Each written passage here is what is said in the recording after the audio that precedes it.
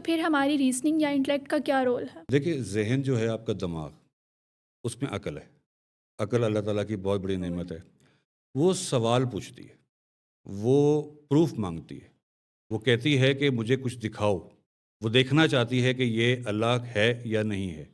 چونکہ اللہ ہمیں نظر نہیں آتا تو اپنے ذہن کو، اپنے شعور کو، اپنی عقل کو پروف دینا پڑتا ہے کہ یہ دیکھو پھول، یہ دیکھو یہ ہے کھانا، اس کے ذائقے ہیں، خوشبو ہے، ہوا ہے، آپ خود ہو. تو یہ سب اللہ کی تخلیق ہے.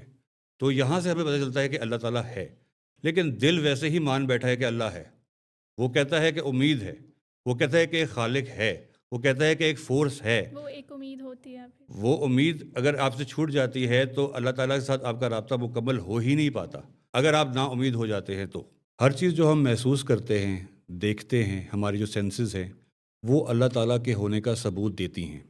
سائنس بھی اس چیز کی گواہی دیتی ہے کہ اللہ ہے. ہمارا ڈی این اے اور دنیا کی فزکس ہمیں اس بات کو ماننے پر مجبور کرتی ہے کہ اللہ ہے.